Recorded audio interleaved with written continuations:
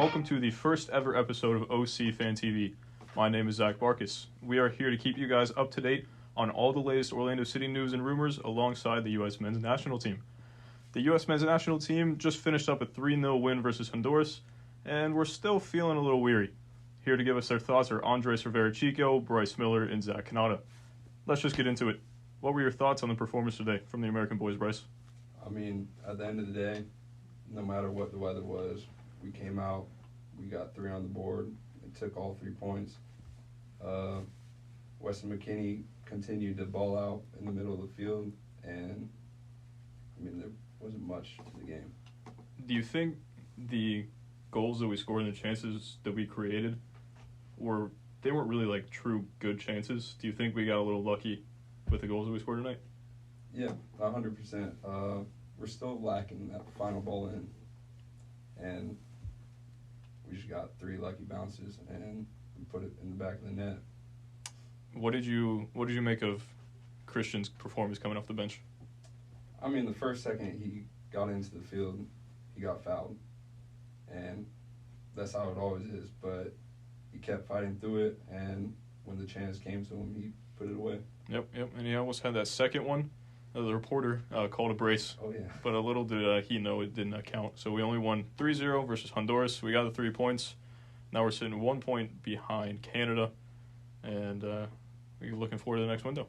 Yeah, I mean, honestly, I didn't get to see much of the game. I just saw a stat line post the game, and, I mean, 73% possession to the United States, over 27% to Honduras. I mean, that just shows you we controlled the tempo of the game. We controlled the pace of the game as we should against a team of the caliber of Honduras, all respect given. But, you know, we put shots on the board. We created chances from the looks of it. But, I mean, to me, it just kind of fit the theme of the rest of the window of these games where we didn't really look that great, to be honest with you. Yeah, that final ball, the final thing to just get past the last man.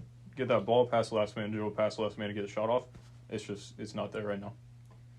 Yeah, it seems to be a recurring theme among different teams, different favorite teams of people that are sitting in this room, where our teams can control possession, they can look dangerous here and there, but just that final third of like getting the ball in the back of the net is just really, really lacking. And I mean, yeah, I just don't know what else they're supposed to do. They have a young, decent attack, very vibrant, but I think the moneymaker here is the midfield for sure. Like Weston, he's been playing well, not only for the U.S. but also like in Europe, and I don't know. I think if you build around that, try to get those midfielders moving forward, and something's got to happen. I don't know. You just gotta keep pushing. Is that something that has to happen, something with Greg and his tactics moving forward? Because there was a situation where all of our attackers and midfielders were squeezed inside to right on top of the 18-yard box, and there was no one wide. So we had no width going forward. So is that something with Greg's tactics, or is that just players not knowing how to run his formation? It's got to come down to tactics, no? Yeah. I mean, it has consistently, for the past years, been the same issue. And this is the best that the United States has looked in a very long time. Not this window. No, but this team. Yeah. This is the best team we've had since history, honestly, with the potential that we have, the players that we have playing abroad, players that are starting abroad, getting Champions League minutes, you know what I mean? Like, it's absolutely insane to me that we can't get a final ball in against a team like El Salvador or Honduras. Or Canada. Even Canada. I mean, honestly, all respect given, what is Canada known for? Their bacon and hockey. Soccer is not in that list. Give them maple syrup. All right, maple syrup's on there. Yeah. I mean, their flag has some hockey. They have nothing on our bacon now. American bacon's way better. Yeah, I would agree.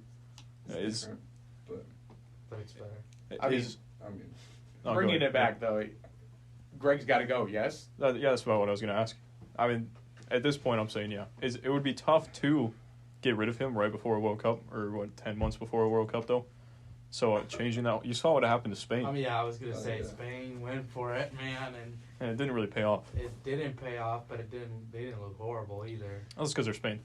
What do we have to lose? That's just my only question. I mean, Not We're already- qualifying again. we're already That'd be looking pretty at that. We're embarrassing. already looking at that prospect. Good. Well, who's it that just won tonight? Honestly, I wouldn't say like we're looking at that prospect. Like if you see if we can pull up the, I mean, it's like the just standings, it's like it's all tight. You know, like Mexico has a decent team. Canada, we've seen that. Whether we want to admit it or not, like they have a decent team, and we're talking about a really close point differential from who's in and who's out. I don't think that's necessarily something negative to do with the U.S. I just think competition's good in the CONCACAF now. It's definitely gotten better, yeah. the thing is, going into the next window, we have to go away to Mexico, we come back for Panama, and we go away to Costa Rica. And it's going to be a tight race like this, and we never pick up points in Costa Rica. So, yeah, I'm just worried about that aspect because I cannot relive that again. No, I'm definitely. I mean, personally, I'm starting to worry. I'm not super concerned yet. It's not like you said. We're not fighting to get into that. We're in the spots right now. We're fighting to maintain where we're at.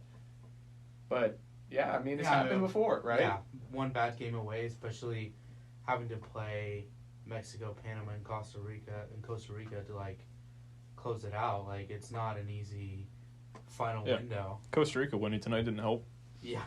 Oh, they just got within 2 points. Technically, Panama's 17 points. Live table, they're at 18 because they're drawing with Mexico right now. So yeah, that win didn't help us out. If we didn't get the 3 points tonight, I think we're looking at a way worse situation. For sure, 3 points was huge for us. Yeah, I mean, very this whole window was just basically about us getting points, and we did it in 2 out of the 3 games. You know what I mean? So technically, mission kind of accomplished, but Yeah, not very well. we should have closed it out. We should have beaten Canada. We really should have. I mean, we have the talent on that team. We have the ability to do it. We've done it before in big games. It's just that final ball that we were talking about. Mm-hmm. Yeah. Yeah. Plus, I mean, I know these are professional like footballers, but those conditions in Canada were nasty, bro. Like The past 2 games. Conditions from what I tonight were understand. worse. Way worse. Yeah. yeah. So this was I negative 12 guess. with wind chill. This whole I was gonna say this whole window of fixtures. I remember the first game when Bryce and I were watching it. They were talking about like 22 degrees and stuff like that, and it's just, that's not ideal conditions to do anything in. To be honest with you, No. but partially selfishly, I am kind of glad that this happened because just imagine the scenes if we were to be able to seal the World Cup qualifying here in Orlando. You know what I mean? Yeah, like we got a World Cup qualifying match in the final section of games. You know what I mean? It's huge. Yeah. I'm gonna be there. You know what I mean? Yep. And I am going to go absolutely. I promise you, we qualify. I'm jumping on the field and I'm drop kicking Greg Berhalter in his throat. Along with like the 18 other people who are crazy enough to do it in that game. I mean, Buddy's not getting out of the stadium. Let's just be real. And imagine, but imagine how bad it would be if we don't win that game. We're not putting that in the atmosphere right now. It would be even worse though. Absolutely. I mean, everybody understands that. So if we stay level on points at that point, then Panama is level on points then with us. Yeah. Yeah, so if we both win our first games, if we beat Mexico and they beat whoever they play, and then we lose to Panama, we're then level on points.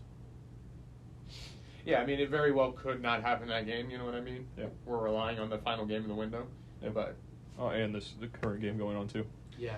Well, for the U.S. to clinch against Panama, they have to win against Mexico though, right? Like, If we win our first 2, I believe we clinch. yeah. So I think the game that I'd be more concerned about is obviously Is going Mexico. into the Azteca. Like that's Because then you have to win your last 2 I games. don't think they have Exactly. fans there though. At the Azteca. He was saying they got Pretty sure suspended. banned. oh is that from still the a thing? whole Yeah. yeah, Yeah, for those it chains. could be, That but would help. it's definitely a benefit to not have fans there. Oh yeah, that would For help sure. a lot. But I'm not sure though. yeah, Right it's in the just first. Yeah, is there any way we can check that? Yeah, let me look. Yeah, let's have the intern pull that up real quick for us. Yeah. Let's see. But while we're waiting on that, I mean, any final closing thoughts that you guys have about the U.S. men's national team games in this window? I just think our players, they get the system, but when it comes down to the games, they're still hesitant in progressing the ball forward and Lacking confidence, maybe. You know Oh, what I that mean? is- They're not as confident Yeah. themselves. That it just happened. Mexico will host Costa Rica on January 30th and Panama on February 2nd in an empty stadium. And that Is has this But like that's not an last empty stadium that we're looking at, is it? That's There are definitely fans in the stands. Yeah, but is this game in Mexico or is it in... Yeah, it's in Mexico. Oh, I thought their black kid was... Oh, no, but Panama's home kid is white. That's dumb. But, Well, yeah, so there will be fans then. Yeah. That would have been a Even game better. changer. And Yeah. by game changer, I mean it would have just leveled. There wouldn't have been 18 water bottles thrown during each corner. That's about all it would change. Yeah. if Greg wants to keep this job, he needs to go down there and just get all 3 points. Yeah, that First game that of would the be window. huge. Get That'd all be 3 huge. points. Yeah. I mean, he's shown that he and we can beat Mexico. Tata Mhm. Martino hasn't looked good, genuinely, in Mexico. Yeah, would that be the U.S. like third straight win against them? I think it'll be 4 Fourth? because we did 3 in Oh, that'd be competition. so embarrassing for Mexico. we did Gold Yeah. Cup final, Nations Yeah. League final, and in World Cup qualifying. Yeah, I was Which going to say is it'd be the the funny- 4th in a row with 2 trophies being won Yeah. out of those games. Like, Yeah, Yep. even though they don't like to acknowledge the Nations League as an actual like trophy won or whatever. Oh, they would have. Of course, yeah, Yeah, exactly. yeah. If they won, they would have been like, "Oh my gosh, we're Nations League champions." But yeah, I guess that what taking L's does, Yeah. makes you salty. So after seeing these 3 games in the World Cup qualifying round, I want you to tell me your ideal, preferred, healthy starting 11 for the U.S. men's national team. Bryce, let's go. All right, so I got a 4-3-3 actually, and I got Stephen in goal. I got Robinson out left, Zimmerman, Brooks, and Serginho Dest. And then in my midfield, I got McKinney, Adams, and Gio Reyna. Gio Reyna. Gio. And my forwards are Pulisic out left, Pepe up top, and Way out right.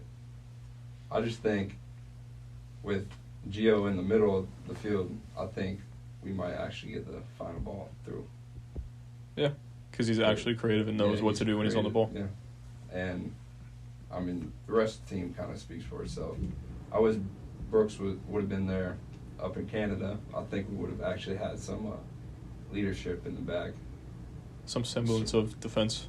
Yeah, it's some leadership on the field in general. But After the game tonight, does Kellen Acosta even make your subs at this point? Did he sneak up in there? I would say he would, but he did Tyler Adams' job pretty well tonight. he did. I mean, I don't know. Would I trust him or would I trust someone like Musa right now? And I think it might be Acosta. But Moose is a more attacking player. Adams likes to sit and be the pivot. True. So, I mean, if you're trying to trust Yunus Musa to sit and be the pivot, I don't know if that's the right move. I wouldn't. All right. Good talk.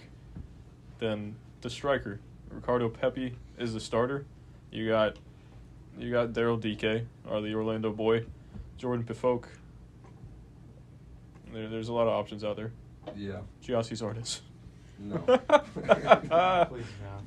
Please no. I just feel like, I mean, I would love to have DK there. I don't know why Greg's been leaving him out though. So you forgot one.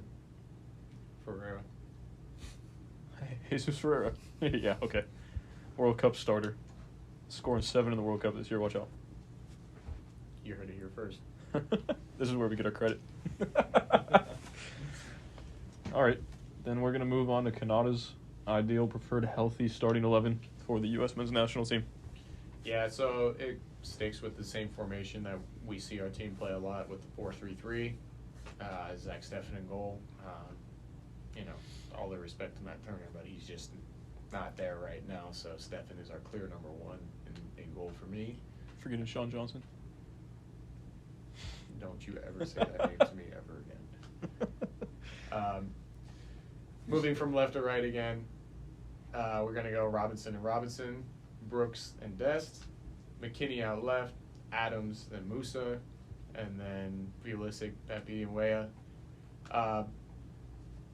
Personally, like you said, we're going to keep Adams in there at that pivot. He likes to sit back forward more, and we're going to let Musa get more forward with McKinney.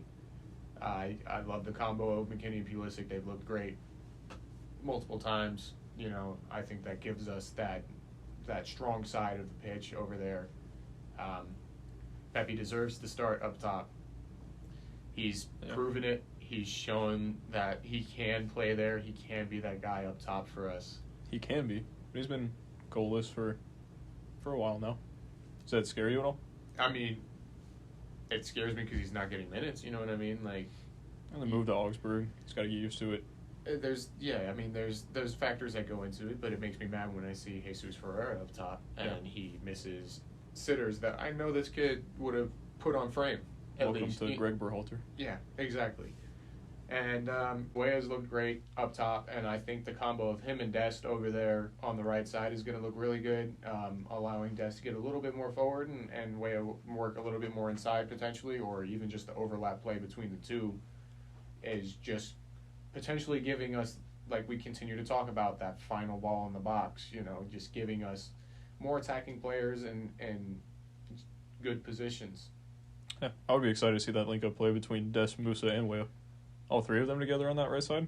Yeah, I think it could be very solid.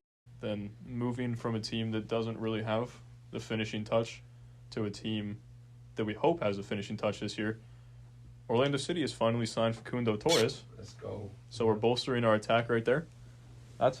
Seems to be a pretty good signing, yeah? That's been Yeah. Can we just acknowledge and shout out to the Orlando City social media team that they just didn't want to. They had a plan on how to announce Facundo, and they just didn't give up on it, even though everyone knew that he was part of the team.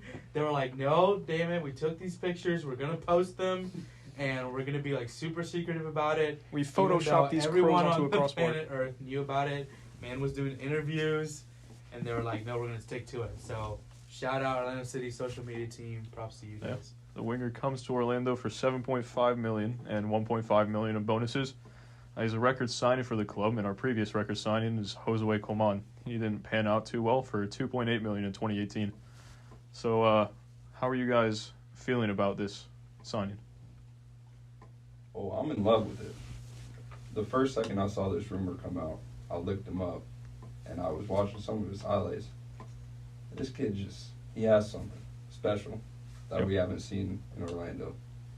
And he's 21, gets called up to the Uruguay national team frequently, and I think he's just going to bring something to the attack we've never seen before.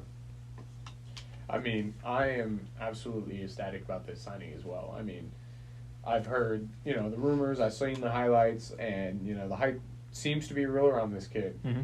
I heard someone say, I think it was his manager at his previous club, saying that the ceiling is the limit for this guy. Yep. He has limitless potential, so do not screw it up, basically. Yeah. So, I mean, I'm excited. I'm excited to see a record signing under the new ownership. That was something I called for at the beginning of the season. We have new ownership with new money.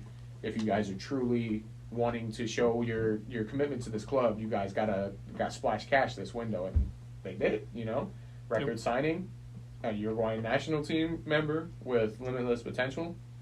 I'm happy. Yeah. There was interest before, I think it was in previous year's summer 2021, from Inter Milan. Yeah. So, I mean, if Inter Milan, even if it's not full scouting, true interest, there's still interest from Inter Milan, one of the bigger clubs in world football overseas. So that's saying something just about him right there. And he saw that, and he still chose to come to Orlando. Yeah. Yeah, I mean, I like this transfer for multiple reasons, and Kanata kind of touched on it with talking about the business side of it, like we're spending money, and I think that's something that fans like to see, that the new ownership is we're really looking to invest in this club and to kind of take it to the next level. Yep. And I think it's a good signing overall. He's a young guy, which is encouraging. A lot of the hype that we get from big signings are older, I feel like. But Nani, Kaká, yeah, this Kanto. guy, yeah, this guy's 21, so he's got a full career ahead of him. And I will say this from the business side, I will consider this transfer a success if we can.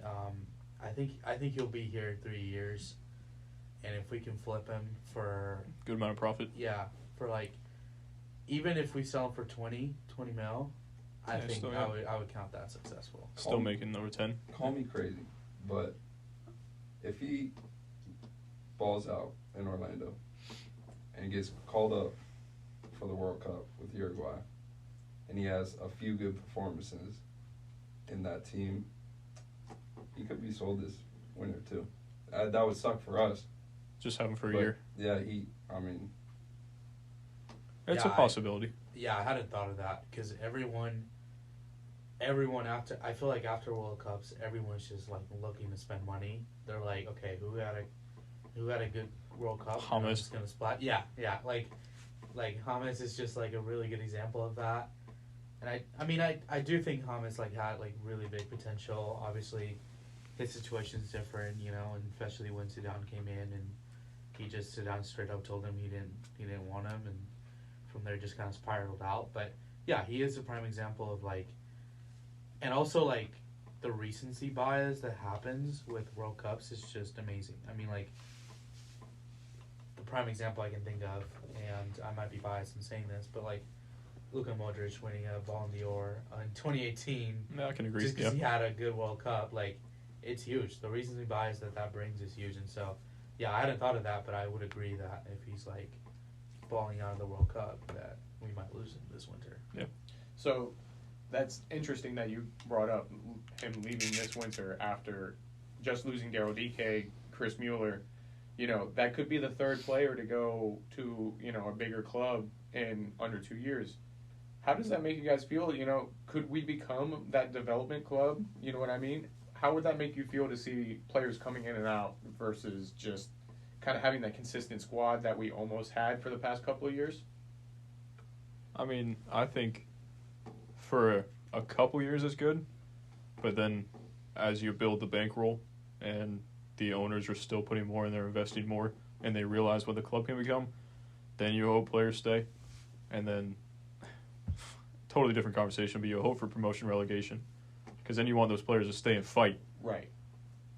So it doesn't all depend on that, but you would love to see them stay and fight for the club, especially if we're growing in such a way like that. Yeah, increased, international competition and stuff like that, Even if it's just bolstering the Champions League or CONCACAF Champions League and making it a bigger competition, which I believe they just did. Instead of 16 teams, it's 30. I think it's 32 now that I think they changed it to. So maybe that'll help us out a little bit.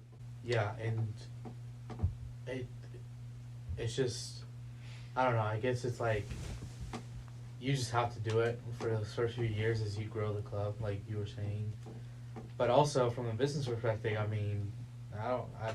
you still have some signings that will be here for a good bit, the striker we signed, and it's Kara, right? Kara. Yeah. For some reason, I was only thinking of his first name, and I'm pretty sure I can't pronounce it. Eryan Kara. Eryan, even though it looks like Erkan. Yeah, that's just the American. Yeah. So Kara, he's 26, and he came from Europe. I don't think he'll be going back anytime soon. Unless, he's a goal scorer. He's put up good numbers. Yeah, I'm not saying he's not a good player, but frankly, how often do you see someone come here and then go back? Zlatan. Other than Zlatan. Yeah, but Zlatan is Zlatan. That's an exception for sure. Nani just did it. Not Did even. he though? Yeah, he just went back to He went Venezia. Venezia. With all the Americans there, yeah. He came on and scored. Yeah. I think scores. I think that was assist. It was an assist. That's Yeah. my bad. Well, since we've already started talking about him, we're going to move on to the Eryan Kara. We're going to learn to say his name at some point. Striker coming over from Rapid Vienna in the Austrian top flight. According to Transfer Market, Rapid Vienna will receive $888,000 from Orlando City in return for the striker. Steal. His value on Transfer Market was 3.3 mil, which is, if we really only paid $880K, I'm kind of confused as to how we did that. Fantastic business by the new ownership. I mean, that could be the case. I mean, Transfer Market, definitely not the ideal source of information. We're not like Fabrizio. We don't have contact directly with the agents of these players. Mm-hmm. So, we got to use what we got to use. But honestly, just this entire window, I think it's been fantastic business by our ownership. So they potentially could have worked out a really good deal here, for somebody that's looking for a bigger market to play in with more attention from potentially bigger clubs, more money for your contracts, more money with your endorsements and stuff like that. Potentially you're willing to leave for less. Yeah. So we brought Kara in. We also re-signed Alexander Pato. I don't know if we re-signed Tesho or his contract just hadn't run out yet. We drafted Jacqueline, so was bringing in another striker through the January transfer window a better option than maybe bringing in another left back or center back? Yes. I don't want to see Tesho play, ever. Facts. And Pato's injury, he gets injured all the time. He got injured once and then got injured again in rehab. He was out yes, for 9 so months. Sebas just absolutely annihilated his leg. I mean, come on now. I wasn't saying no. Not on that little goal scoring opportunity. There was a tackle from the Atlanta guy in like the 70th minute. Well, before that, it was Sebas. Oh, Yeah. It loosened up his muscle. oh, all right, yeah, we'll go with that. Got a tender and ready for that other one. But no, I mean, I would only feel comfortable with starting Pato, and I don't want to see Tesho. And we have a kid that we don't even know if he can turn into a professional. So, I mean, hey, that's what we were saying about DK well, yeah. and Kyle Aaron probably, but we don't talk about him. Yeah, we don't talk about Kyle. Yeah, the MLS draft is kind of. It's not great. It's hit or You know what Yeah. I mean? It is so hit or miss. Apparently, we And can by draft hit or fours miss, though. I mean miss. Hit. Daryl DK comes Miss, in. Hey. Yeah. Yeah, out of the strikers that we've got, there probably have been more that I just don't remember because they never played. But the two prominent ones in a couple of years is DK and Laren. Yeah. And here they both are in Europe within That's true. 2 years of the club, 3 years of Yeah, being in Richie. Orlando City. Larrea, Well, that just, I mean, not Honestly, striker. Yeah. but kind of comes down to MLS defending and sorry center backs and some I mean, yeah, but defenders. you see DK go over there and still Yeah. boss it in the championship. Oh, well, DK's a freak of nature. And Kyle Yeah. Aaron, I mean, Not the But greatest Kyle- guy for yeah, the club. but- he's performed well. Yeah. You can't take it away from him, but But he was way better here. Yeah, than he was in Turkey, yeah. Or is in Turkey. Yeah. I wonder if he would have stayed here, if he would have gotten a better deal with, like, a bigger club. Bigger Yes. MLS club, you're saying? No, I mean, like, bigger, like, European club. Like, if he would have stayed here, like, balling out, like he was doing, because he had an excellent Oh, yeah. scoring record with Orlando. But then he did his dumbassery and Yeah.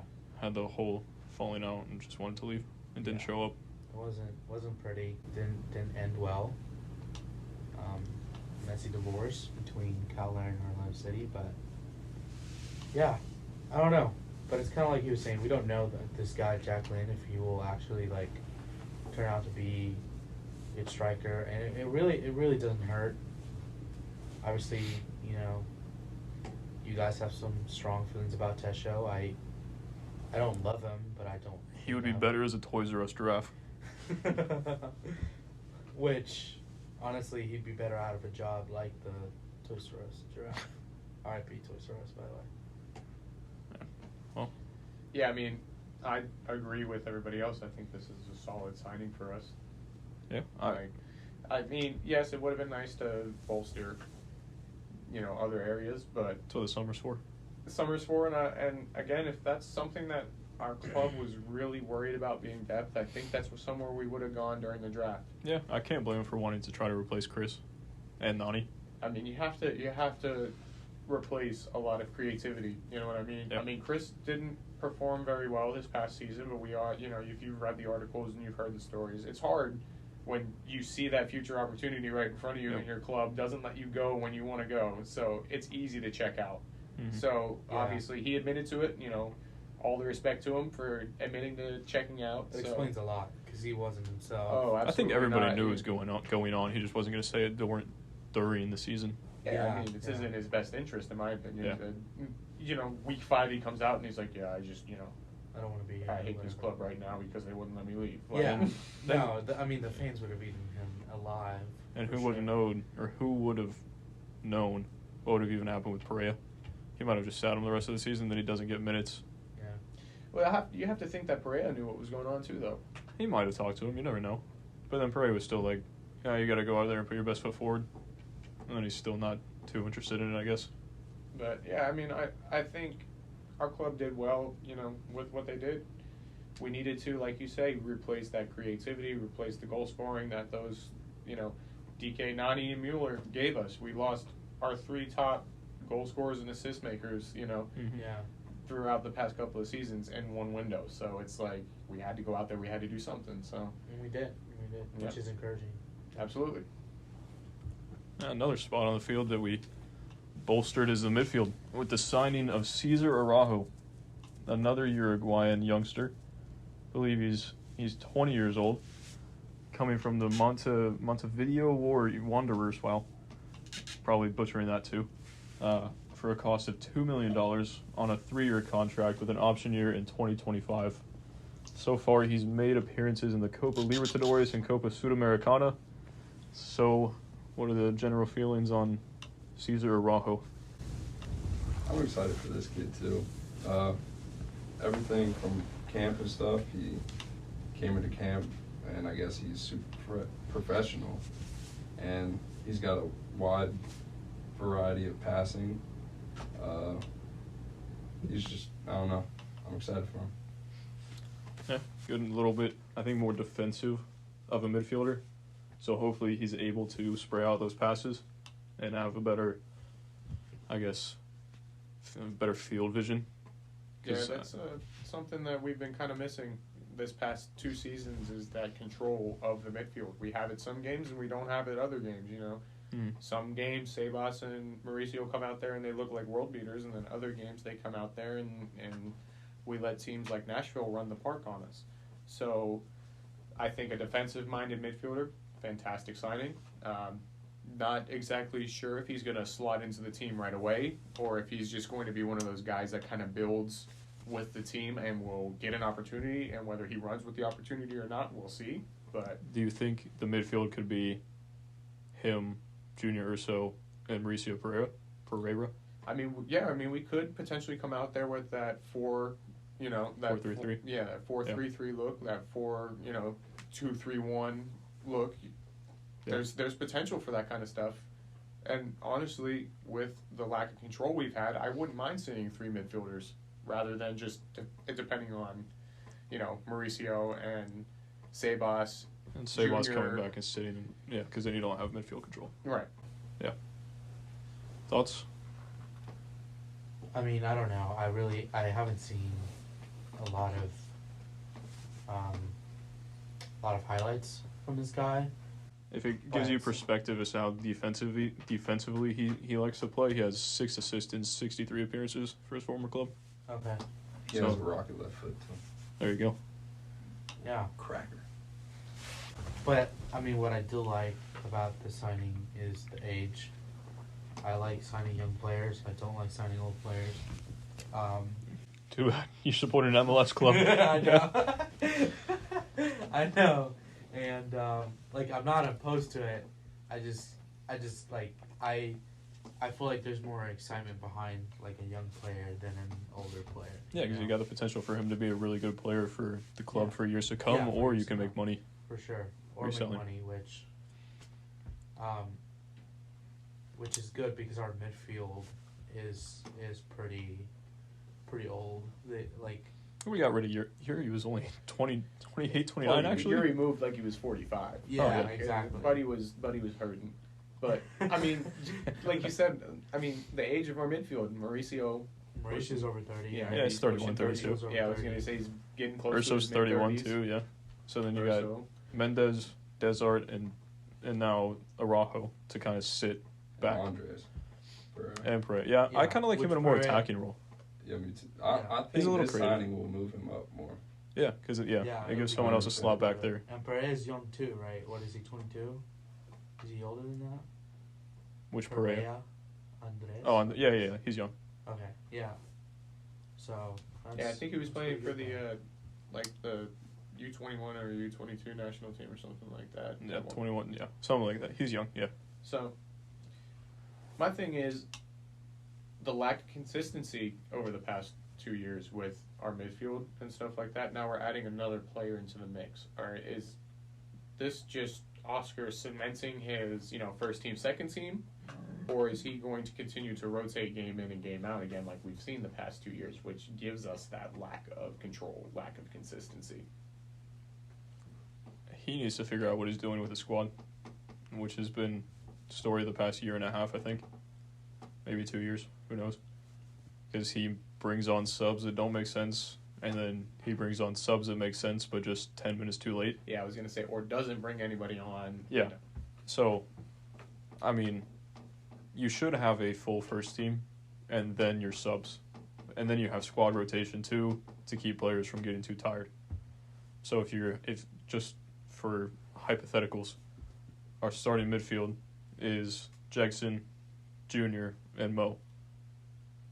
Then that's what you should stick with for all your big games. Then you can bring in Araujo, Desart, Andres Pereira, and rotate them through for games like right before a massive game against like Atlanta when we need points or something.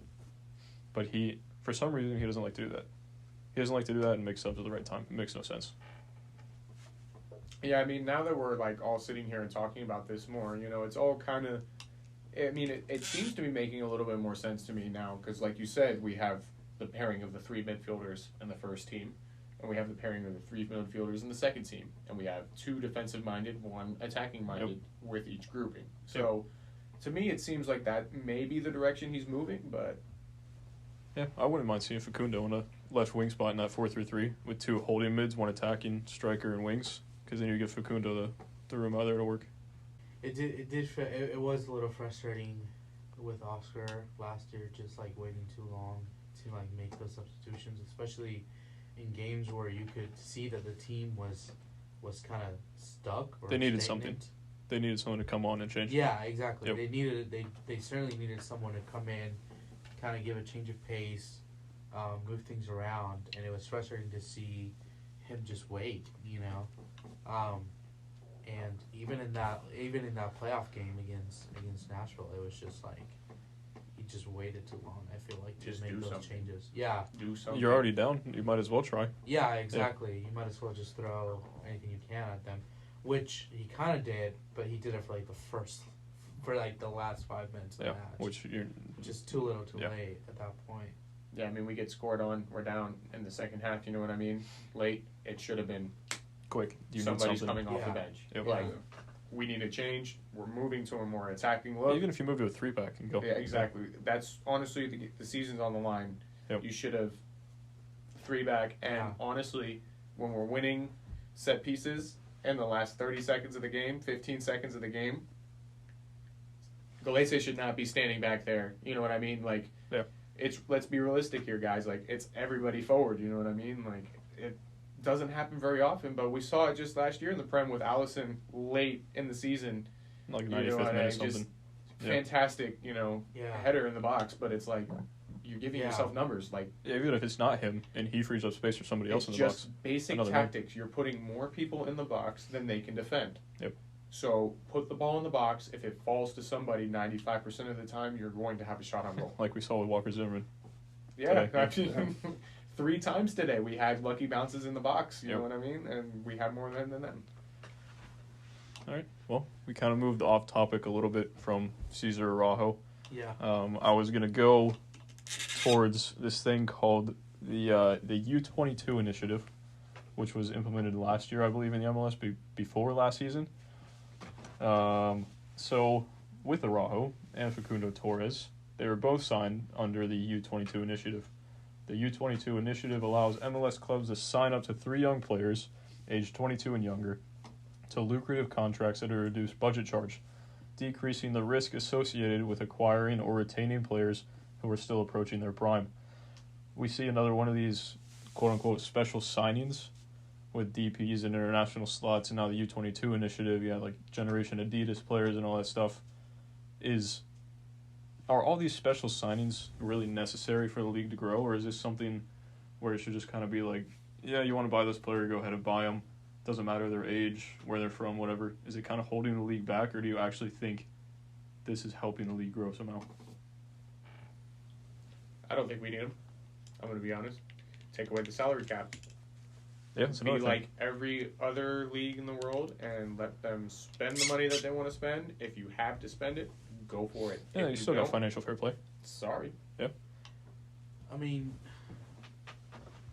I get what they're trying to do because they're trying to keep the league competitive, and every league has some type of incentive to keep the leagues competitive. Like the MLB, you've got the luxury tax where it's like, okay, we're not putting a salary cap on you, but if your payroll, is bigger than this for X amount of years, you're gonna start paying like a tax on it, and that increases throughout the amount of years that you are over that amount. I do like the U22 initiative though, because it's putting more eyes on the league. We're seeing this trend where the MLS is transitioning from it's a retirement league or whatever to a league where European clubs are actually paying attention to and looking for players to come and buy. And we've seen that happen more and more in the past few years, and I'm pretty sure we will continue to see it. And so I do like that U22 initiative, because it kind of, young players like Torres and Araujo, they want to come here, they want to play here, and I think that's just good. It gets more eyes on the league. Then what about the designated players and international slots? Because I feel like DPs were good a couple years ago when bringing big names over, like Frank Lampard, Kaká, Nani, Pirlo, all these names from Europe, they were legends. That was good, because then you got attention to the league. But now that's kind of dissipating, and we're seeing these young players come in, and we're a growing league. Do you get rid of designated players and focus on this U22 initiative then? Yeah, I mean, I would think that as you keep growing, yeah, you kind of move those away. And I'm sure that when the league implemented these, they didn't think it was going to be forever. I just don't know how long they were thinking of it or planning on staying. But I don't know. It might be a conversation that's already happening. I don't know. We don't know because we haven't heard anything about it. Mm-hmm. But also, I think if the fans make it known, no, we want to see our clubs have freedom to just sign whoever they want from whoever they want and not have to worry about, we can't do that. We don't have enough this rule or DP that slots. rule. Yeah. Then I think the league will listen. Yeah, I mean, it's like you said, though. It's like all the other American leagues have their, whatever that stops you from spending way too much money and keeping financial fair play in check. But that's an American thing, you know what I mean? You look at football around the world, and it's the same thing across the board. Your ownership has the money to spend it, you go ahead and do it. And that does, it does create that gap. You see it in every league, the gap between the Man Cities and the Norwiches, you know what I mean? The gap between Madrid and the bottom of the table, you know what I mean? It's huge. But I think that, taking that stuff away and allowing us to do whatever we want, if the owners have that kind of money, I think it's going to help the league grow, and it's going to help international football grow if we can just increase the amount of money that is given to these players signing youth players on lucrative contracts because they do look good, they do look like prospects, and not being worried about like, oh, well, we signed this kid, now we're not going to be able to sign this guy in the draft because we don't have the money to spend, you know? Yeah. You got anything, Bryce? No. All right, cool. Then we are going to move into you and Kanata's projected 11s for Orlando City. I asked you for these earlier. You guys sent them to me. So if you want to run through the formation and the players and tell us why you got them, they're where they are, then we can talk about that. So I just got a 4-2-3-1. I got Gillespie in the back. I got Matinho out left, Antonio Carlos, Janssen, and Juan on the back line. I mean, why switch them up? They've been a partnership for like 2 years now. If Matinho can stay healthy and we can keep that back line healthy, I don't think defense will be a problem. I got Mendez, Urso, and Pereira.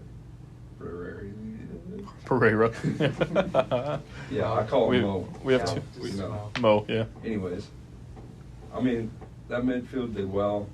I think 10 games into the season or so, I think Urso is going to get replaced by Araujo. And I think Mendez is actually going to get moved up more offensively.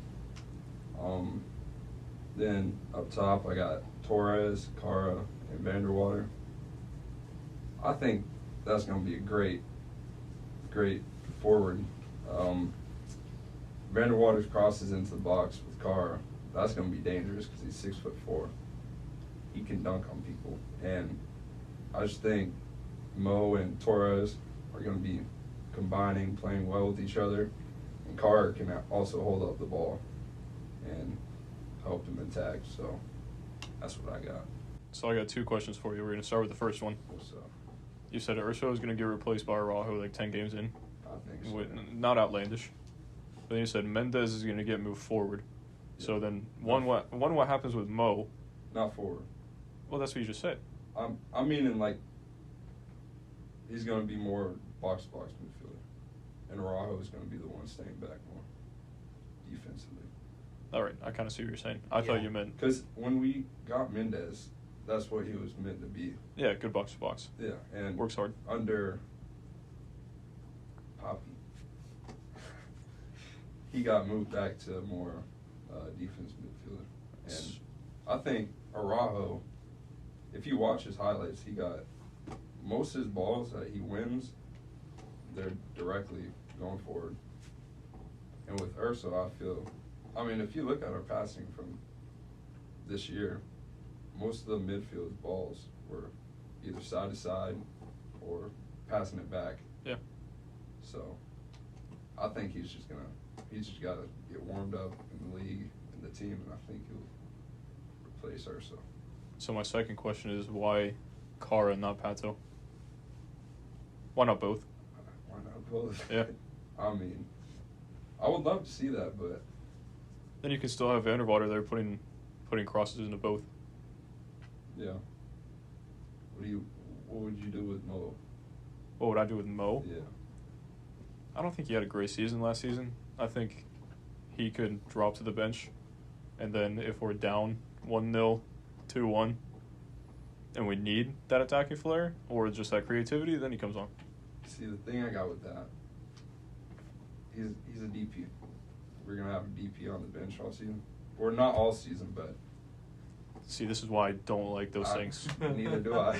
Yeah. Bro, I've never heard that expression. You can drop back to the bench. You I can thought take he's yourself. like, he can take a step back, just let Facundo be like the like no, not that, just drop back to the bench. You can take yourself right back home, brother. Yeah. All right, then moving from the 4-2-3-1 to the 4-4-2, which I actually kind of like, of Kanata's. We're going to run through the 4-4-2 really quick. Yeah, so it kind of was just like you were saying, it kind of gives us those two strikers up top that we were just talking about, but we'll just go ahead and run through it. Moving from left to right on everything, we're going to start with Gillespie and goal, obviously. There's nobody else other than him on the team that I see taking that number one spot from him. Kyle Smith at left back. We're going to go Antonio Carlos on the left, Janssen on the right, and Juan out wide. So then moving to the midfield area, we got Facundo, Mendez, Perea, and Vanderwater. And then up top, we're going to have Carr and Pato. I don't know if this is my ideal, I would say, formation with these guys, but this is something I could see us coming out in week 1 with something like this. I'm not gonna lie, those two strikers are sexy. Oh, absolutely. I mean, I want the two up top no matter what we do, something like that. I could see Pato and Carr playing very well off each other. Pato is just such a creative player, and Carr has shown that he is a phenomenal finisher. You know what I mean? He can get up in the air and finish those crosses that are coming in from Vanderwater or Torres. You know, I think that this formation gives them a little more freedom to move forward a little bit. It takes a little pressure off Mauricio moving forward. It gives the creativity with 4 other players already progressing up the field. I'm not a Joao Moutinho fan myself, so I feel we're more aggressive. Never have been. No, never have been, never will be. But he was trash when he played for LA. He was trash when he came here. But he was Generation Adidas. That's great. Generation, see yourself out of my club. Fair. It's kind of harsh, honestly. But is it though? Take it back But to is the it though? bench. Like, what other than I'm not even gonna get into it. That's for another episode.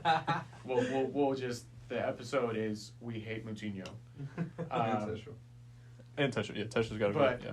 personally, I feel that we are a better team with Kyle Smith at the left back, especially if we have Facundo over there on that side that allows him to sit back and do what Kyle Smith does best, and that's just be in the right spot at the right time. You know what I mean? Yeah. So that's my, I could see us coming out with that in week 1, just kind of trying to see what these two strikers can give us and feeling them out. And if they don't play well with each other, you know what I mean? We'll move back to the one up top that we have seen. But personally, I kind of like this 4-4-2. So last year, the first game of the season, we actually played a 4-4-2 with Pato and Tesha. Was that the 3-2 win over Atlanta? Not the first game of the season, very first one. Yeah. I'm sorry. I was working the game, so I I think it was 1-0. It might have. Yeah, it wasn't. was that the one with no, that wasn't the one where Atlanta scored in like the first minute. Nah. You weren't working that game. Yeah, Yeah. The first. that was the very first game of the season. Yeah, because I don't remember anything. I mean, so Realistically, let's just have the intern pull it up. so You're right. realistically, I say Cara and Pato up top, but we all know Oscar, and Cara is not going to start game 1. It is going to be Tesho up top, and I'm sorry, but we're all going to have to deal with it, unfortunately. But we know this man. We've seen it too many times over. How are you going to name Tesho Akinelli in the starting lineup over Daryl DK with Pato up top? You know what I mean? Like, that's just inexcusable type of stuff. So if we do run 4-4-2, Carr's coming off the bench. If he even comes off the bench, that's the other. I would love to see that formation, but I just think, I don't know. I feel like that would be a type of formation where we would win like 4-2 or something.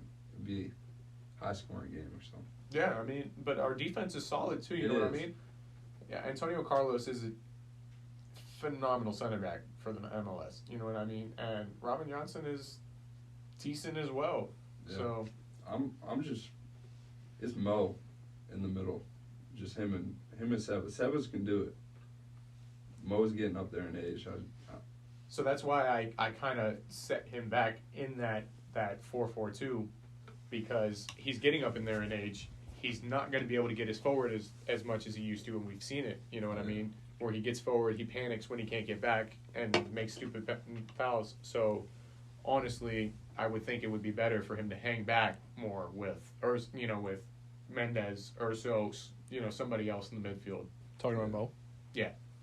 So you want Mo to hang back? Well, in the 4-4-2 look, I'm not really looking for him to get super far forward. You know what I'm I also mean? not looking to use Mo as a defensive midfielder Yeah. because I don't think he's Again, getting to Yuri. this comes down to the DP thing. That's the You only can't put reason it in. he's in my starting lineup, because a DP will not be on the bench. It's just how MLS works. You know what I mean? And if it was our plan to use or like keep him on the bench, He would not have been our. He would not have been our DP. Wouldn't have been re-signed. So I mean, realistically, we're probably going to play with the three midfielders because, like you said, defensively Mo is not it. No. But neither is Urso or Perea. So I take Urso defensively. He puts in some good challenges. Yeah, he's a good box to box. Actually, Yeah. He's gonna be a Rajo. Watch. Yeah. If he plays well, throw him in there. I just want to see Vanderwater play again. You know. Me too. And actually get minutes this season. You know, like every time he stepped onto the pitch, he looked like he could do something special. And even if there wasn't anybody else over there to help him, he looked like he could do something. Yep. Yeah, he really does. And I think he will get consistent minutes this season. I don't see a reason why not. I think that'd be very frustrating if he doesn't get consistent minutes. Especially like right now. I mean, you look at our wingers, and really it's just like who else other than him and Torres? It's like Benji. We got rid of Chris. We got rid of Nani. So that's pretty much it. That's pretty much it. So there's really no excuse for him not to be playing. Yeah. Consistently, and like you said, like he looked dangerous every time he was on the pitch. He had a couple of frustrating chances missed, but I think if he's out there consistently, like he's putting those away, you know, trying to gain some confidence and all that.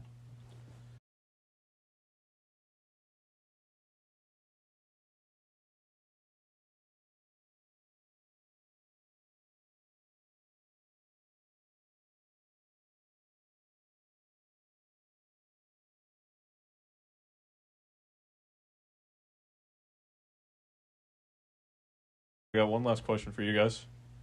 Okay. We're going to go one by one. Greg out before the World Cup, yes, no? That's all. I just want yes or no. No. Greg out before the World Cup. Greg out before the World Cup. What do we have to lose? So we got one yes That's not a yes and or two no. no's. I know what he's No, saying. I'm just playing. Yeah, you're not funny. All right, so we got one yes. Your mom thinks. Fair. Two no's, one yes. I mean, what else is there really? Like, what more does he have to do to keep the job? To not have the job, I guess. To lose the job? Yeah, like, what more does he have to do? Lose against Mexico? If we don't qualify, he's out, yeah? 100%. Oh yeah, for sure. But why should it get to that point?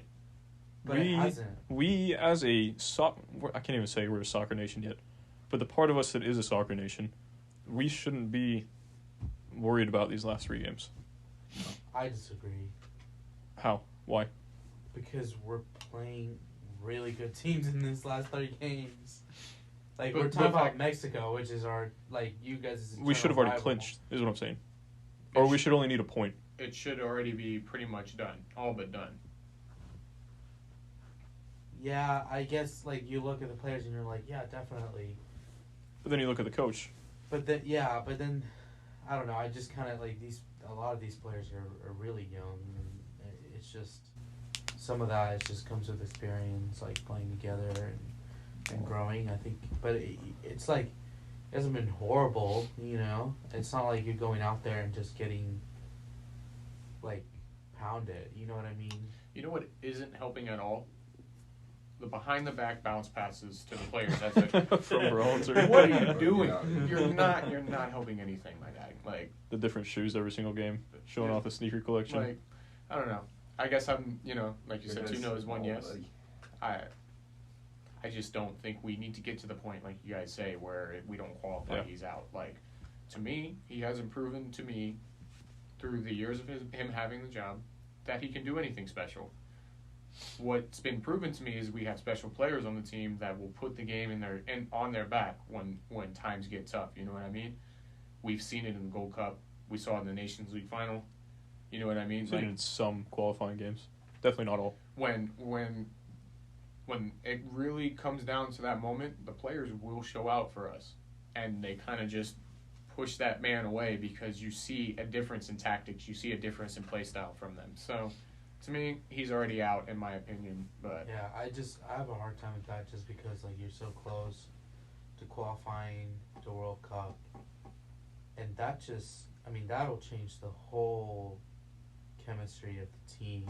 Like, just coming in with a completely different philosophy, different tactics in the last minute. That's kind of like, yeah, it's hard. I mean, we saw how Spain managed, which obviously they're Spain. Like, their players are significantly better, significantly more experienced, and they still couldn't. They still didn't look good. no, for sure. But in the context of the teams that we're playing versus the teams that Spain was playing, we should be able to hold our own. I mean, obviously Spain didn't look amazing out there, but they held their own. You know what I mean? We should We should be able to qualify and hold our own in this World Cup, so that way when 2026 comes around, and it's in our backyard, we're established. That's the way I look at things. I'll be honest. If we do qualify for this World Cup and Greg's our head coach going into it, I don't think we make it out of the group stage. Yeah, depending on who's in our group. Yeah, exactly.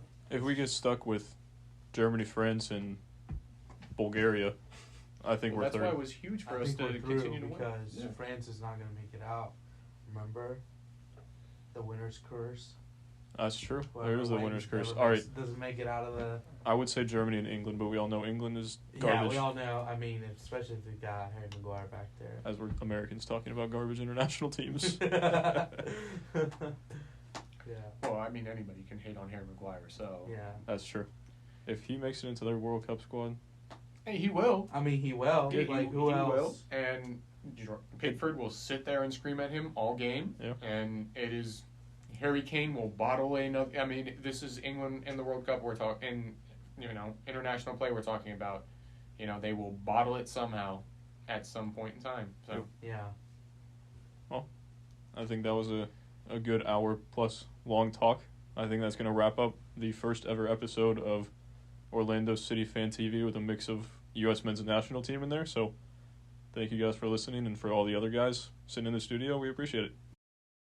Thank you guys for listening to today's episode of OC Fan TV. If you guys like what you heard here today, you should check out one of our other podcasts that we do called We Speak Football, where we focus more on the international side of things. Premier League, La Liga, Bundesliga, Serie A, and all the transfers and news that go on with that. Thank you again so much for listening, and we'll see you guys next week.